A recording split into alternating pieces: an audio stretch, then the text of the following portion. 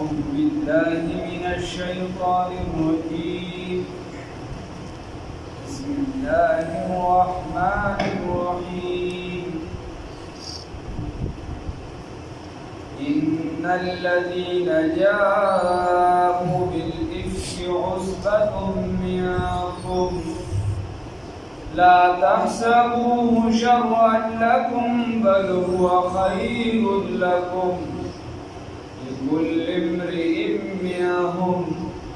لكل امرئ منهم ما اكتسب من الإثم والذي تولى كبره منهم له عذاب عظيم صدقت يا رب العالمين.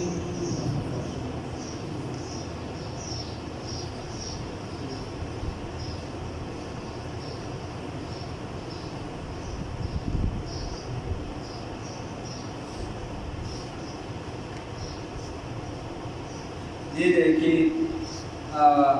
سورۃ النور چې د سره ولې نازل شوې ده د هغې خبره ده او کوم الزام چې په زمون په مور بیوي سیدنا عایشه صدیقه بنت صدیق رضی الله تعالی عنهما باندې لګېدلي دا آیاتونه د هغې په صفایه کې را نازل شوي. پنځمه هجره کې غزوه موریسیو ورته ویل شو، بنو مصطلق هم ورته ویل شو، بني مصطلق موریسیو دا دغلته یو باب دی او دا کوی د باعث هغې سره خوا کې شوی او بنو مصطلق یا بني مصطلق دواړه دا چې دا د دغې قبیلې دي هغه بنو مصطلق باندې زیاته مشهور دغې دپاره د دغې د خلکو سره معلومات شو رسول الله صلی الله علیه وسلم ته چې هغوی په مدینه منورې د حملې اراده لري. رسول الله صلی الله علیه وسلم کسان ولېږل چې معلومات وشي، هلته نه خبر راغی واقعي او هغوی په مدینه منوره باندې د حملې اراده لري. رسول الله صلی الله علیه وسلم ځان سره 1500 صحابه کرام واغوستل او په کله به چې رسول الله صلی الله علیه وسلم په سفر باندې تنو چې کومې بیبیانې مبارکانې به وي هغې کې به قراندازي وشو نو دې پېره نوم چې دی دا د عایشې بیبي راوباله رضی الله تعالی زموږ مور بیبي د رسول الله صلی الله علیه وسلم سره په دغه سفر کې وه. یو ابتدایي یو د تیمم حکم متعلق بعضې مفسرین وایي چې هغه په دې سفر کې را نازل شوی او بعضې وایي چې وروسته بل کې را نازل شوی. خیر چې د دې سره کوم تړي نو هغې وایي چې کله رسول الله صلی الله علیه وسلم هغې تلو په لاره کې چونکې غربت زمانه و بیا د رسول الله صلی الله علیه وسلم کورنۍ مبارکه د هغه چې کومې بیبیانې وي نو رسول د عایشه رضی الله تعالی عنها خپلې خور ته یې ووایي اسماء رضی الله تعالی عنها هغې ته یې وویل چې ما دا هار راکړه چونکې رسول الله صلی الله علیه وسلم سره په سفر ځم چې زه دا هار واچوم. هغې ورته هار ورکړو. بیا دا د قضای حاجت لپاره د دې لپاره یو ګیجاوه وه خپله په هغې کې به عایشه بیبي چې دا هغه په هغې کې تشریف فرما وه او هغوی باندې یو دوه کسه مقرر وو دې ټیم کې دا پردې آیاتونه چې دي دا را نازل شوي نو هغې به هغه ګیجاوه اوچتوله خو چا به لیدله نه چې کله به دوی کوز ګیجاوه به یې کوزه کړه د اوښ نه نو هغې به لاړل دا به دغه شان پرېښوده دا به پخپله د دغې نه بیا ووتله په پرده کې او که بیا څه بیبیانې نور هم هغې سره یو ځای کېده یا څه قضای حاجت وغیره هغه به یې پوره کول نو هغې دپاره بلا خیر دې چې کله تله نو دغه موقع باندې د عایشې بیبي چې دي دغه هار روغ شو چې کومو د دې سره تړلې ده په لاره کې یو ځای کې د هغې د ولي په مسلمانانو باندې ډېر یعنې وخت تېر شو. د ابوبکر صاحب هم څه خلکو خبره کړي چې دا د ستا د لور د لاسه رسول الله صلی الله علیه وسلم چې دی هغه خپله دغه ښار دومره کته چې ستړی شو او د مور بیبي عایشه رضی الله تعالی عنها په بدن مبارک باندې خپل سر کېښود او د هغې باندې خوب ونغېده شو. یا دغه لمونځ هم لاړ نو تر دې چې ابوبکر صدیق رضی الله تعالی عنه راغی او د عائشه رضی الله تعالی عنها داسې یو دوه مونږ وواله چې ستا د لاسه دا دومره مونږ ته چې مصیبت راغلی. او عائشه رضی الله تعالی عنها فرمایي چې ما د ځای نه اړخ ځکه نه شم ویلی چې الله رسول الله صلی الله علیه وسلم زما د پتلون مبارک د هغه صحیح ما یاسینه چې دې ته تکلیف ورسېدي راته شي. بیا چې څنګه هغه اوښ چې د رسول الله صلی الله علیه وسلم حکم وکړو چې بس ځای پاسې چې اوښ څنګه اوچت شم هار لاندې پروت دا معلومه شو چې پیغمبر ته یې نلی دی. خیر بیا چې کله هلته لاړو علاقه هغه قبیله فتحه شوه واپسي کوله نو په واپسۍ کې چې دی بیا عایشه رضی الله تعالی عنها چې دا تلې وه د قضای حاجت لپاره او دا وایي چې په خپله زه د دې وجې لاړم وایي چونکې دغه نږدې ځای کې اوبه نه وي چې اوبه نه وي رسول الله صلی الله علیه وسلم حکم وکړو چې شپه دلته تېرو خو د سهار بام نه سهار وخت نه صبح صادق نه به مخکې پلانکي ځای ته بیا ځان رسو او هلته کې اوبه شته هغه ځای لږ لرې او هلته به بیا مونځ کوو هلته به ځان رسم. نو ما وی او یا بعض و چې دی دا لګولې د ماسپښین سره خیر هغه درته بیا ویم. نو ما وی چې یاره دا خو بیا ځکه د حاجت دپاره راځې به لرې کافي نو بیا به ما زما د وجې به قافله ودرېږي زه لاړم د شپې تیاره کې ووتم چې تیاره کې ووتم خپل حاجت مې پوره کړ چې واپس رالم قافلې ته نو خلکو سامان تړل و خو زما ته رایاد شو چې زما نه خو هار هلته پرېوتې زه بیا حال پسې لاړم چې حال پسې کله لاړه چې واپس راتله هغې هغه کیجاوه اوچته کړې وه او په اوښ باندې تړلې وه قافله تللې وایي زه چې رالم قافله نه وه نو هغه وایي چې دې کې د هغې دوه کسان هم څه یعنې د هغې پکې څه داسې نشته چې هغې زیاتې کړلې هغې وجه دا ده چې یو خو د عایشې رضی الله تعالی عنها بدن جو دا ډېر کمزور ټول زنانه هغه خپل وایي چې کانه عفیفه زنانه په دغه ټیم چونکې خوراکونه وغیره نه هم دا کمزورې ډېرې او بل زما عمر هم ډېر کم زما عمر هم کم ډېر نو د دې وجې هغې عقیدهوه اوچته کړې وه چونکې دا د معمول سفر وایي په اوچتلو اوچتلو دې څیز ته پکې داسې خیال نه کړې چې دا وزنداره ده یا دونه نه ده بس هغې جاو پکې ناست دی او کیجاوه یې پاتې ورته وایي ما د رسول الله صلی الله علیه وسلم بیا دا عادت مبارکه و چې کله به قافله ټوله لاړه د یو ځای نه یو شي کس پې وروستو هغې پسې رالېږه یا بې پرېږدو چې ته بیا دغه ځای نه وګورې چې تا نه څه پرېوتي دي. نو یو صحابي و حضرت صفوان رضی الله تعالی عنه هغه پاتې شوي و هغه داسې د لرې ځایونو کې ګرځېده د قافله چې کوم ځای کې څوک پاتې و هغه یې کتل او د دې نه چونکې قافله وتلې وه نو چې کله عایشې رضی الله تعالی عنها دا هوښیارتوب و چې کله قافله لاړله نو دا هم په کوم ځای کې چې هغې پرته وه ما هغې ګټې شاته شو څادر یې په ځان باندې راخور کړم هلته کېناستم هغه چې کله راغی حضرت صفوان رضی الله تعالی عنه ته یې ګټې ته راورسېده نو عایشه رضی الله تعالی عنها یې ولیدله او د دې نه څادر د مخ نه لږه خواشې او هغه چې کله د پردې حکم نه و راغلی هغه عایشه رضی الله تعالی عنها لیدلې وه نو هغه وپېژندله هغه داسې په تیزه وي انا لله و انا الیه راجعون انا لله چې ووایي نو دې سره د عایشې رضی الله تعالی عنها سترګې ورغلې وې دا ګوډه شو عایشه رضی الله تعالی عنها وایي چې ما ځل په ځان باندې څادر سم کړم او وایي زما د خدای پر ذات قسم وي چې ما د صفوان رضی الله تعالی عنه په شان حیادار انسان بل نه دی لیدلی چې د دې کلمې نه علاوه ما د ده د خولې نه یو لفظ هم نه دی ویلی په دې ټول سفر کې بیا ما د ده د خولې نه علاوه بل ټکي نه دی ویلی وایي اوښې چې دی هغه کېنو او ما ته په خوله هم دا ونه چې راشه ته پرې کېنه بس مخې بل طرف ته که مطلب دا چې راشه وکړه راشه نو یا پکې جواب کې یا په اوښ باندې خوب پرې کېناستله او چې کله سفر کوو نو ما درته وایي چې یا د سات لمونځ ده هلته هغې ته ورسېدل قافله او یا دغه قافله لږ لیټ ټیم کړه د سات نه بیا ټیم اورېدلي هغه ټیم ده چې دې قافلې ته ورورسېده حضرت صفوان رضی الله تعالی او ده مهار نیسلې لاندې روان دی او عایشه بیبي په اوښ باندې سوالل نو په هغې کې عبدالله بن ابی منافق و په دغه جهاد کې هغه چې ولیدل چې هغه به چېرته دا کار کرده چې رسول الله صلی الله علیه وسلم د تکلیف په څه طریقه باندې ورکړي چې دا خو عایشه رضی الله تعالی عنها راغله او دا خو د حضرت صفوان رضی الله تعالی عنه سره او حضرت صفوان چې په صحابو کې داسې ډېر بزرګ یاد ساده هذا صفوان رضی الله تعالی عنہ هغه بس په لږ اول منافقین راول شو اړیو د خپل جد سره جوړیږي هر کس چرسی له زور کوي چې دی هر کس خپل دغه له زور کوي دا منافقانو بیا کیسې ورو رسول الله صلی الله علیه وسلم وینا چې دا پیغمبر او دا بیبي په پلان کې سره جوړ نه وو خیر سفر وشو کیسه ختمه شوله ودي دا ګنګوسي دومره زیاتې کړې دا خبره خورېده او عایشه رضی الله تعالی عنها بیماره وه یو میاشت دې بیماري تېره کړه دې ته په بیمارۍ کې پته ونه لګېده او بعد دا خبره دومره مضبوطه شوه چې په دې کې دوه درې صحابه کرام او ډېر زیات نیکانو یو پکې د رسول الله صلی الله علیه وسلم شاعر حسان بن ثابت رضی الله تعالی عنه او یو پکې د ابوبکر صاحب د ترور زوی وخپله هغه هم په دې خبره کې راګیر هغه هم دې سازش کې دا خبره د عید او پرې نه کوله نور کسانو ته وکړه مسته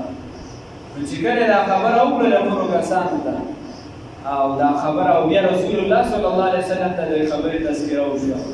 رسول الله صلی الله علیه وسلم ډېر زیات خفه شو په په داسې انداز باندې وشوه چې دا اشاره شوې وه د دغه صحابي سره رسول الله صلی الله علیه وسلم مسجد نبوي ته راغی منبر ته وختو او ویې په منبر باندې چونکې هغه هم ډېر زیات شو په رسول الله صلی الله علیه وسلم او مور بیبي بیماره وه نو هغه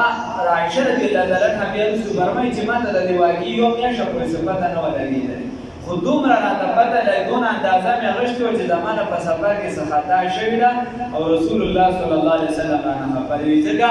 چې رسول الله صلی الله علیه وسلم به کله د بیبیانو نورو حجرې ته ته نو زما کمرې سر به ودرېد او ما ته ویل یا عایشه کیف انتې ته څنګه یې عایشې اوس بیا راته دغه اواز نو زه شکي شم چې څه خطا خو رانه شوې خو چونکې زما خپل غم هم زیات او بیماري مې سخته او زه په هغې کې مخته وم دې به مرسته راله غواړم نور راته د څه پته نه وایي بیا بیا رسول الله صلی الله علیه وسلم منبر ته وخته چې ما به څوک د دې منافق نه خلاص کړي الفاظ داسې استعمال کړ چې څوک به مې د دغه یو بنده نه خلاص کړي چې په هر ځای کې دې ما پسې خبرې جوړوي نو یو صحابي راپاڅېد هغه ورته ووایي صیب هغه د اوس والا غالبا وی سیب که دا کس چرته زمونږ نه وي ما ته حکم وکړه زه به ترې سر وم د هغې مشر او که زمونږ نه نه وي د دې د خزرج نه که زمونږ نه نه د اوس والا نه نو که دې نه وي موږ به ترې سر وو او هغه هم د دې نو هغه چونکې قومیت دا خو انسان کې پروت دی او دا چې کله دا څرګند شي او بیا هغه دې کارونه پرې انسان نو هغه بل صحابي دا یې طرفه راپاسې ته به یې ولېدې ته ورله ګوتې هم نه شې وړی موږ څه شو ته به ورله ولېدې ته ورته هېڅ شی نه شې ویلی ده ورته وایي چې یو کس رسول الله صلی الله علیه وسلم ته تکلیف ورکړه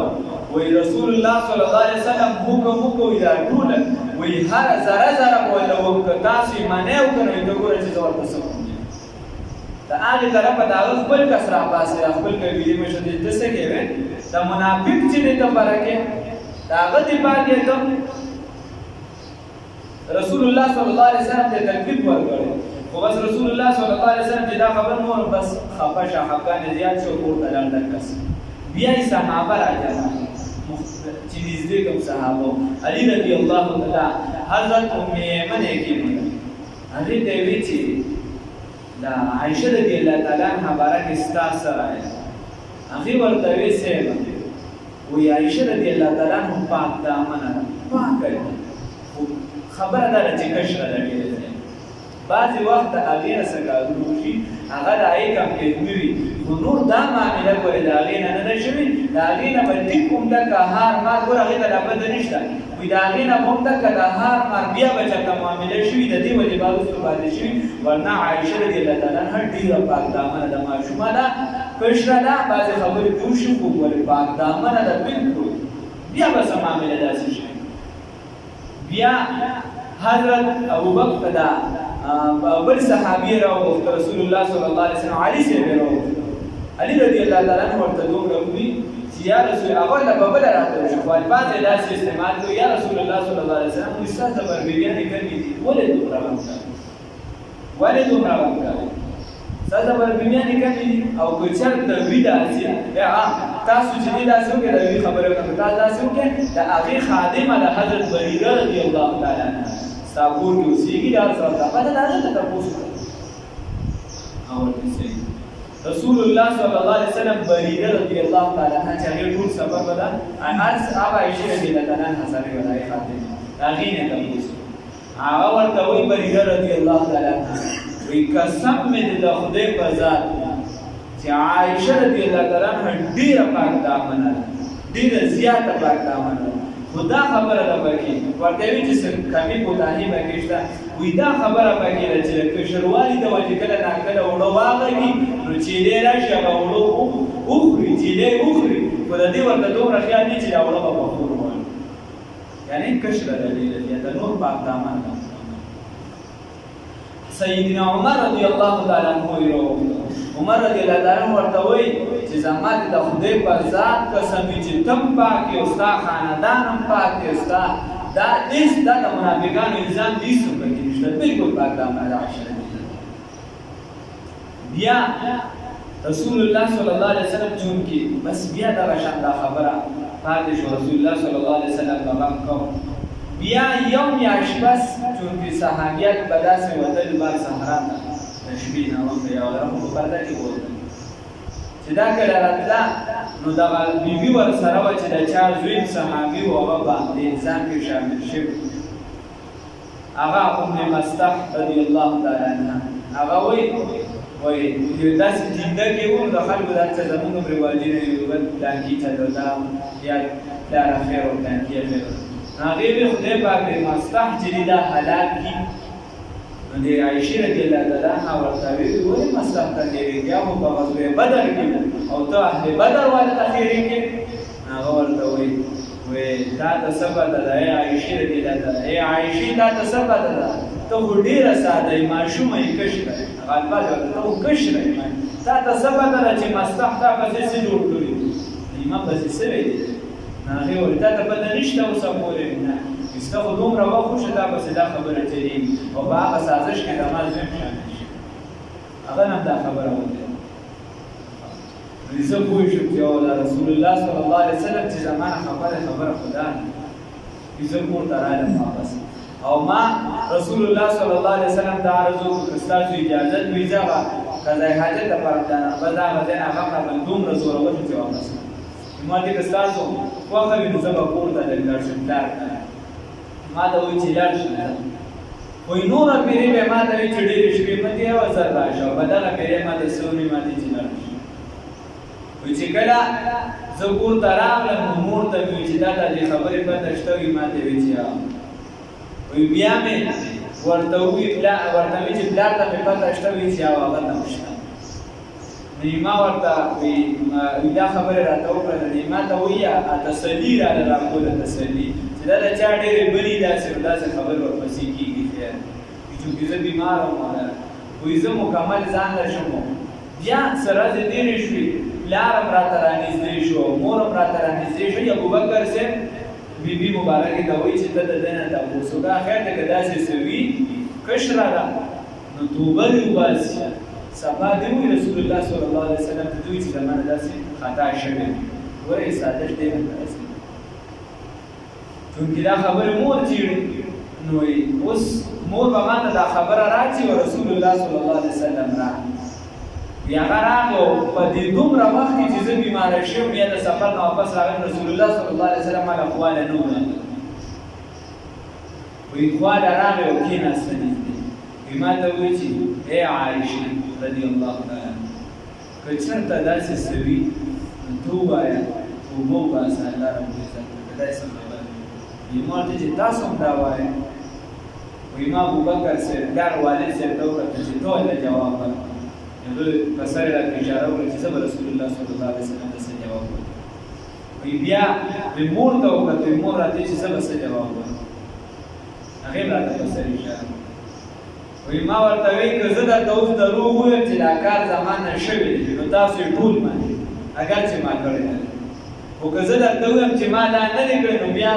داسې زړونه دي چې هغې صفایي نه راځي دا خبره په زړه کې پاتې شي الله رب العزت ته زه دا خپله فیصله کړې ځم الله به زما صفایي کوي الله ته معلوم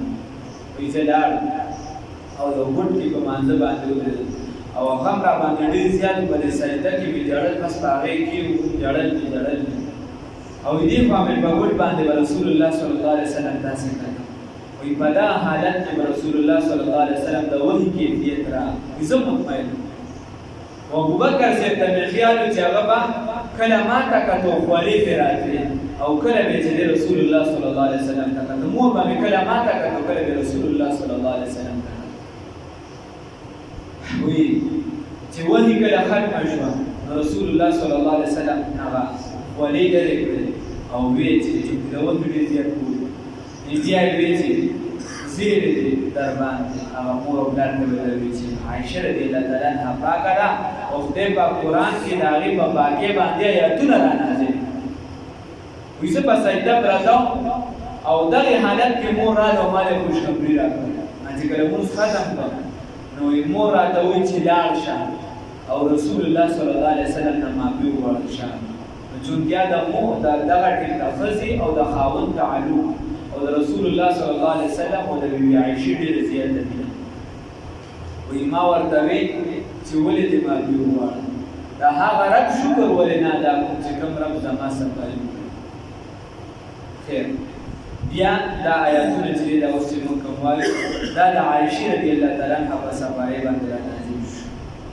نو دې کې خبرې ته اشاره ده چې تاسو به دا نه وایئ چې کوم بزرګ انسان کم نیک وي داسې په تاریخ کې څه خلک تېر شوي لکه موسی علیه السلام باندې چې دی د یو بدکارې د لاسه الزام لګېدلی دکه شان چې دی په جوریج بزرګ باندې د بني اسرائیلو په هغې باندې د بدکارې د الزام لګېدلی داسې د نورو بعضو متعلق په یوسف علیه السلام باندې الزام لګېدلی و نیکه صالحه بیبي وروستو بیا مسلمانه شوه هغې د لاسه وغیره د هغې بعضو صفایي د مریم بیبي باندې مې نظام هغې په صفایي عیسی علیه السلام وکړه د یوسف علیه السلام صفایي چې ده هغه وکړله خو دې غم په عایشې رضی الله تعالی عنها دومره زیات و چې دا وایي کله راته رسول الله صلی الله علیه وسلم دا خبره وکړله چې ای عایشې که چېرته داسې څه وینو ته توبه وباسه وایي ما د خولې یعقوب علیه السلام رانه هېر شي وایي ما ورته وایي چې زه به هغه خبره وکړم کومه چې یوسف علیه السلام کړې وه چې فصبر جمیل زما دپاره صبر جمیل دی د یعقوب علیه السلام نوم رانه هېر شي وایي خیر وایي بیا چې دغه حکم کله راغی د صفایي د عایشې دې کې یو څو خبرې دي یو خو دغه ده چې په مقابل لوري په تا باندې هره حرفه استعمالوي چې دا د حق د دعوت نه دا منع کړي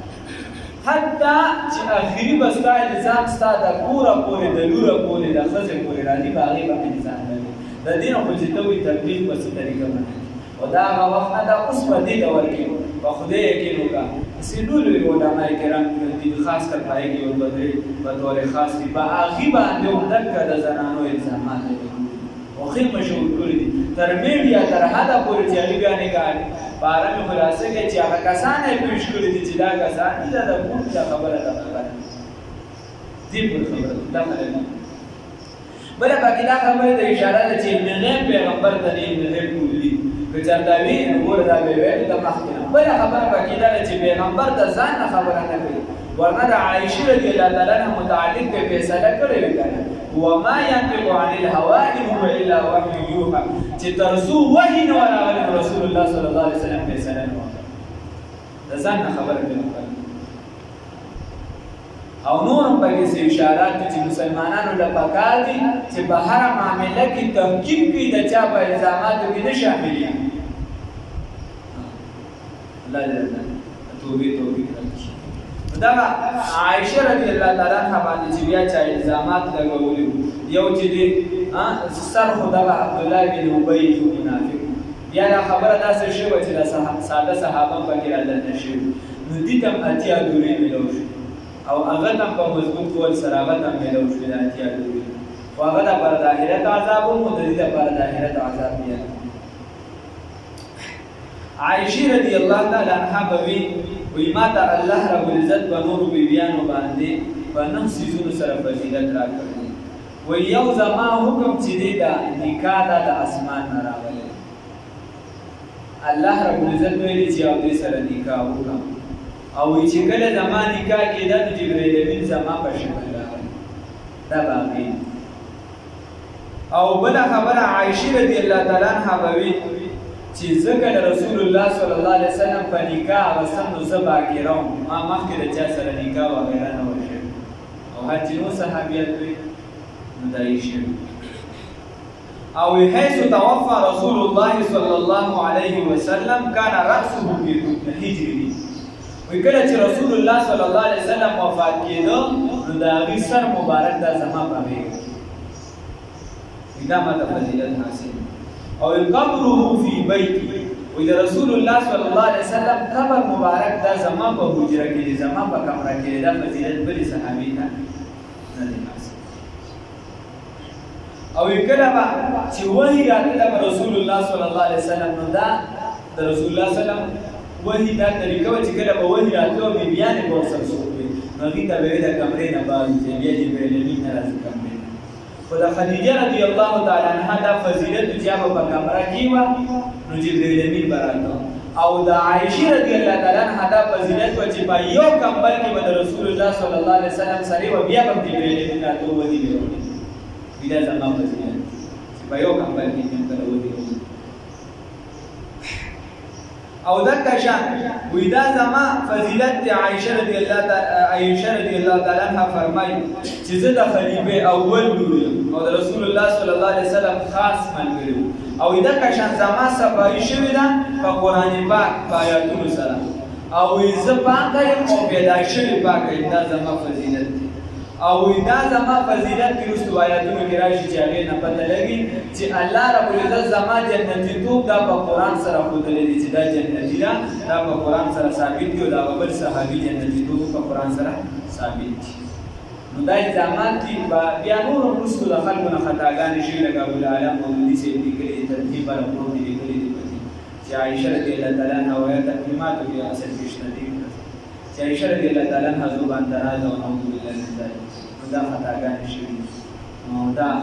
بلکې د صحابو تلبیس چې د بل ځای کې بیا وکړل. او یا چې دی ملا باقر مجلسي چې کوم دی خمیني چې وي هغه په کتاب ډېر ناست کوي هغه ګوري نو هغه پکې لیکلي دي چې موږ به امام مهدي صاحب بیا د هغې بیا موږ وایو وروسته به پیدا کېږي د امام حسن صاحب خاندان کې هغې پیدا دی غالبا 353 یا 253 په هجره کې بیا چې دی د عراق یو غار دی سموره ورته ویلي شي هغې ته لیدلی یې ورته امام غایب عقیده ده او هلته کې او چې کله وریځ په وریځ او چې کله وریځ نه شیخ سنجان شهید رحمه الله فرمایي مونږ چې زناور اوس مجاز د وریځ د پاسه ګرځي چېرته مینت ورته وکړو چې قرآن را لرولې. خبره داسې ده چې هغه وایي چې امام غایب یادي چې هغه ورته امام مهدي صاحب وایي چې هغه کله راشي یو کار به دا کوي چې د رسول الله صلی الله علیه وسلم روضې مبارکې له راشي نو رسول الله صلی الله علیه وسلم به راپاڅي او د هغه په لاس به بیان وشي نعوذ بالله من ذلک. او دویم به دا وشي چې دا دوه مودان به د دغې روضې نه وباسي نعوذ بالله من ذلک. او بل به ورسره دا وکړي چې بیا به راشي د بیبي عایشې رضی الله تعالی عنها قبر مبارک او په هغې باندې به حد جاري کړي. موږ وایي داسې نه ده امام مهدي صاحب ډېر بزرګ انسان دی هغه به د امت د خیر لپاره دی. ان الذين يقينا کسان جاءوا چې راغلل تاسو ته بالافک پس سره چې راغلل تاسو ته په تهمت سره عصبة چې دا یوه ډله وه منکم ستاسو نه دا یوه ډله د ستاسو نه نو مؤمنانو بعضې هغې نه دا خطا شوې وه او یا چې دغه منافقانو ظاهرا کلمه ویلې وه لا تحسبوا تاسو ګمان مه کوئ په دې معامله باندې شرا لکم چې دا شر د ستاسو دپاره من کل الوجوه د ټولو وجه شر نه بعضې خیرونه هم پکې دي حد کذب جاري شو خلکو په سترګو باندې ولیدل بل هو خیر لکم بلکې دا خیر ده دا معامله ستاسو دپاره لكل امرئ منهم د هر یو دپاره د دوی نه ما هغه څه دي اکتسبه چې کړي دي بدله د هغې ده چې څه یې کړي دي من الاسم د ګناه نه والذي وهغه بندا تولا کبرو چې بنیاد د دې الزام دی یا دا نگرانی کړی ده منهم د دیونه چې عبد الله بن ابي له دا هغه لپاره عذاب عظیم دوی عذاب دی نو لولا بها وحكي إذ سمعتمو جدا لولا ورنا إذ بها وحكي سمعتمو جدا سوورن دي معاملي لرا جدا سدا خبر ورنا نظن المؤمنون تاسو گمان ولنکو مؤمنانو ولگمان نکو مؤمنانو سړو والمؤمنات ومؤمنانو زنانو بانفسهم بخبلو زانونو باندې خیرا د خیر وزن رب د خیر گمان کړو هغه تاسو مور د عائشه رضی الله تعالی عنها هغه تاسو مور ده نو وزن رب د خیر گمان کړو لکه ابو ایوب انصاری رضی الله تعالی عنہ په دغه موقع باندې کور دراغه نو خپل بیبي ته وایي چې تاسو گمان دي چې دا کار عائشہ رضی اللہ تعالی عنہ کړي ته ځان عائشہ پرس کا هغه ورته وی ته ځان صفوان پرس کا وی چې ته صفوان شي هغه ورته صفوان ورستو خبره ده که چرته زوی صفوان ډیر بزرګ دی که چرته زوی ما به دا خیانت نه وی کړي هغه ورته وی خو ورته وی عائشہ ډیر لري خبره ده هغه د رسول الله صلی الله علیه وسلم بیبي مبارکه ده ډیر بزرګ ده هغه ډیر لري خبره که زوم نو ما به دا خیانت نه وی کړي رسول الله صلی الله علیه وسلم تاسو بداوی نو خیر ګمان په بزان کړی دا تاسو مور ده رسول برای شي بیا ورپسې تفصیل دي وقالوا ويلب بهذا ويلب دې مؤمنانو هذا جدا افك مبين دا یو تهمت کار دي لولا جاءوا ولدياتكم عليه ولراتكم بدی گوا بدی معاملہ باندې دي کسان ولراتكم لولا جاءوا عليه ولراتكم بلغ الزام باندې دي کسان بیا بعد شهدا فسلور گواهان سره روړي به بیا سلور گواهان کړه فإسلام يأتوا بالشهداء بشهداء بگواهان سره فاولئک عند الله نو بس دا کسان پنځ داوده هم الکاذبون هم دي دروغ جن دي ولولا فضل الله وجل فضل الله تعالی نبی علیکم پتا سبحان ورحمت ورحمت الله تعالی فی الدنیا بدنیا کی والآخرت باخرت کی دا الله فضل وکړه چې دوی ورته ملو شي او د بدر کسان یا سلور یو ورسره زنانه و ما شو لمسکم ایک جب الله فضل نه او رحمت لمسکم نو ما سکړی به تاسو لرا فیما فبدلها مسکی افضتم چې تاسو مسکو بشي وی پای کی عذاب عظیم عذاب دی استلقونه په هغه وخت کې تاسو پروپاګاندا کولا به ارسناتکم بخلی خپل سره وتقولون تاسو ویل بافواهکم بخل خلوان دي ما ليس لكم تنشتای تاسو لربی بدی با چنو تاسو لربی باغی باندې علم سائلم تاسو یو خبر اس په هغه وخت کې تلقونو چې یو پروپاګاندا کوله یو خبرم کوله په جمع باندې مروړه او تاسو هغه خبره کوله په خولي ما ليس لكم به علم چې تاسو له علم نو وتحسبونه وتاسو ګمان کوو حینا چې دا خبره ولدا معمولی ده وهو عند الله عظیم وهذا چې دا د خدای په نسبت ډیره لوی خبره وا اوس خبره ده تاسو خو د خپل یو خبره رو باسره تاسو چې عائشہ رضی الله تعالی عنها بلاکار شوی هغه معموله یو ورته نو ویل چې او کړی دی مکمل سر دا خبره د قرشی ولا یا خبره د قرشی ولا منافقانو نو وی چې تاسو خدا معمولی خبره ښکارې ده او دی خو د پیغمبر په لمن باندې داغلی دا هغه بیبي ده وهو عند الله عظیم دا خدای په نو داسې عام معاشره کې باندې ته به دا اوس ګوره که خلک دا وایي مثال دا خبره خو راتلی شي چې یاره د دې په زړه کې خدای اراده نه وه صحابه او پاک خلک زړه کې خدای اراده نه وه دا خو بس په خولې چې خبره وشوه د هغې هغې اراده کړه نه دا چې کومه خبره او که مثال په ته ورته ووایي ما ته دې ووایي چې داسې دې ووایي چې تاسې ګډ څکوئ مثال تا نسوار چوندی تا دا کړی نو ته اوس ما سره ناست پاسې دی خو بل کس دی ما سره نه کینی پاسې او زیاده دوی دی ورسره کینی پاسې دا خبره به ټیکي کوي دا خبره به ټیک وي کنه نو دا الزام په ما ولګي نو خو تا اوس په ذهن کې دا نو تاسې یو خبره وکړله تاسې یو خبره وکړله خو الزام خو په ما راغی زما په ذات هغه الزام ولګېده لکه شان په یو بل باندې په هغو الزام ولګېده خبره یا ټیک وه یا غلطه وه هغه بیا وروستو خبره ده استاد خلینا چې کومه خبره ولګي هو نه قانون په دې لاګو کی نیت معاملې د الله تعالی عزت سره نو دا ډېر په دې وجې کتابونه لیکي وایي تاسو د تهمت د ځایونو نه ځان بچ ساتئ. دا پته لګه چې دغه د زنا کېږي الله دوی ساتي رسول ته به دغه زنا د زید د سره نه الله دوی ساتي. ولولا إذ سمعتموه ولولا ورنا إذ بهغ وقت سمعتموه چې تاسو ولېدلې وي دغه معاملې لره قلتم نو ویلي به وي تاسو ما یکون لنا نشته دي زمونږ دپاره ان نتکلم بهذا چې خبرې وکړو په دې سره سبحانه چې موږ ژبه واړو موږ د خولې نه راوباسو دغه خبره ده سبحانک پاکي ده تا لرې خدایه هذا بهتان عظیم دا ډېر لوی بهتان دی. بهتان چې یو خبره د سره سوي تصور نه وي. یعظکم الله یمنعکم الله منع کوي الله رب العزت تاسو لره ان تعودو چې تاسو واپس شئ لمثله په مثل د دې معاملې باندې ابدا هېڅکله. اوس به الله تاسو منع کوي چې د دې نه پس پورې همیشه دپاره تاسو بغیر د تحقیقه داسې یو معاملې له ځان کړئ شواله. إن كنتم مؤمنين كجاتاي مؤمنان ويبين الله لكم الآيات وبيان الله رب العزت تاسو د آیاتنا نو اوس الله درته خبره واضحه کوي. الله درته صفا خبره وکړي چې په یو کس الزام لګوي ما درته وایي چې په ما خبره راغله ولګېده وروسته چې دی هغه اوس دغه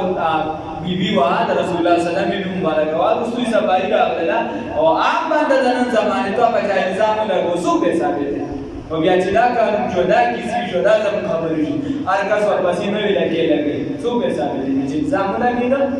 بلکې د هغه بیړه ورکړه شوه د دې وجې احتیاط پکار دی. الله وایي صفا درته بیانوي ښکاره بیانوي الله یاسنو والله الله رب العزت علیم علم والا دی حکیم حکمت والا دی. ان الذين يكنن کسان يحبون چې دی خوښوي ان دا خبره تشیع الفاحشه چې څوکي چې خور شي دا فحاشي نو دا فحاشي ورېدل دي د زنا دا خبرې کول او دا فحاشي ورېدل دي د چې رسول الله صلی الله علیه وسلم ته مخاوره نو مطلب پیدا چې د شرک خبره خوره شي. الله دې ساتي. فالذین هغه کسانو کې آمنو چې ایمان یې راوړی دی لهم د دوی دپاره عذاب علیم عذاب دردناک دی فی الدنیا په دنیا کې دوی دي والآخرت او بآخرت کې والله او بآخرت کې عذاب دی والله یقینا الله رب العزت یعلم پوهیږي وانتم الله پوه دی وانتم تاسو لا تعلمون پوهیږي ولولا فضل الله وجدنی فضل الله تعالی علیکم پتاسو باندې ورحمت الله تعالی وان الله یقینا الله رب العزت رؤوف شفقت کوونکی دی رحیم رحم کوونکی الله رب العزت شفقت کوونکی او رحمت کوونکی ذات الله رب العزت روان خپل رحم بس خبره دا پکار ده د بل څنګه چې د ځان دپاره دا خوښی چې زما د حیا پرده عزت برقرار داسې د بل مسلمان هم دا مه کوه غریب دی که مسلمان دی که ستا خپل دی که پردی که دشمن دی که خپل دی دا مه وایه چې د ده زه پرده اوچته کړم آیندار یم الله د دې حالت و دا مونږ کې دا مسله ډېره